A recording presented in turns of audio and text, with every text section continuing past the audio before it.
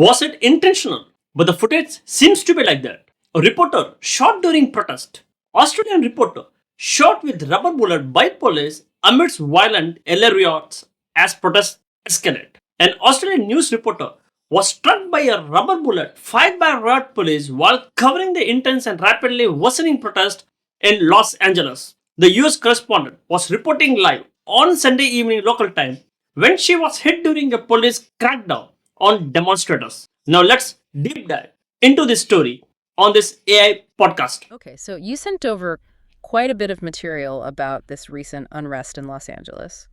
Yeah, quite a collection of reports covering different angles. And our plan here really is to kind of unpack the key takeaways from these sources, figure out what happened and, why these particular events stand out.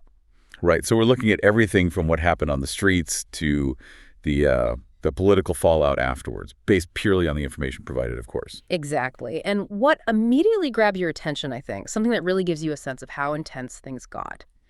It's that report about the Australian news reporter. Lauren Tomasi, yeah.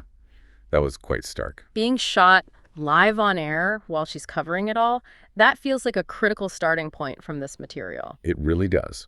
And the sources are specific, hit by a rubber bullet fired by the LAPD as they were clearing demonstrators. And what's really telling, I thought, was the detail that just moments before she was hit, she was actually reporting on the police using those same rubber bullets and even horseback charges. Yeah, the source quotes her saying, "The LAPD are moving in on horseback and firing rubber bullets," and then bang, right then. Exactly. Thankfully, the reports later said she was okay, but wow, it just underscores that direct confrontation described in the sources. And it all happened, according to the material, against this bigger backdrop, right? Widespread protests. Yeah, linked in the sources to President Trump's immigration policies at the time. The ICE raids seemed to be a key flashpoint mentioned. Definitely cited as a major point of tension. So the picture painted in the documents you shared, it's one of serious disruption, violence even, going on for, 3 nights straight in some areas? That's what some reports indicated, yes. Yeah. Third consecutive night, we see descriptions of cars on fire, smoke. And not just general chaos, but specific tactics, too. Right. The sources mention things like demonstrators using makeshift blockades, chaining themselves to things. And that freeway incident, that seems significant. Oh, definitely. Taking over the 101 freeway, completely blocking it, northbound and southbound traffic, just stranded people. Those are very specific acts detailed in the reports. And the sources also describe direct attacks on police officers, not just blocking traffic. Yes. Reports of officers being targeted with bottles, pieces of concrete, fireworks. There's even that really alarming detail about motorcyclists driving through a crowd, injuring officers. Yeah, that was in there too.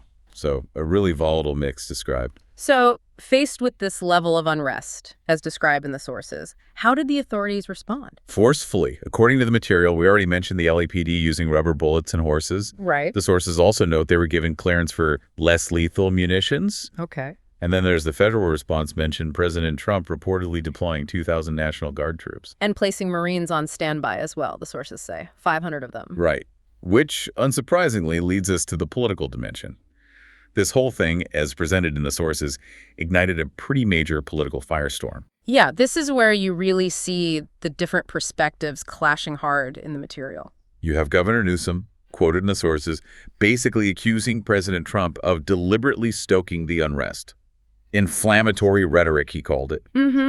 And Trump's reported response via Truth Social, according to your sources? He demanded apologies from Newsom and the LA Mayor Karen Bass, and the sources quote him using terms like troublemakers and insurrectionists for the demonstrators. Which is quite a contrast to how some state officials were reportedly describing people involved. Exactly. The same set of sources mentioned state officials labeling some demonstrators as peaceful protesters.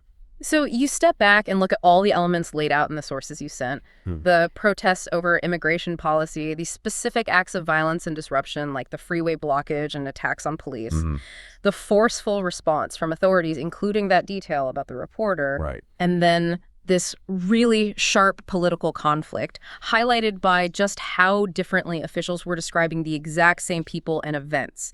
It shows you just how layered and complex the situation was, at least as presented in this material.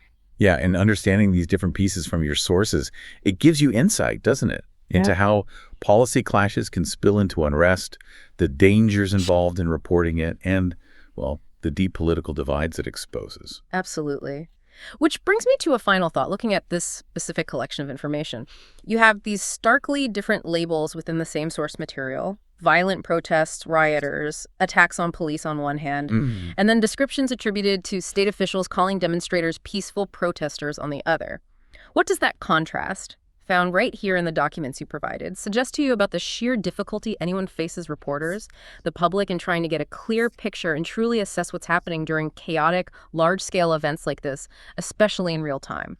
That's a really key question to reflect on, based on what we've seen in this material. How do you navigate those conflicting narratives? Something for you, the listener, to think about as you consider these sources.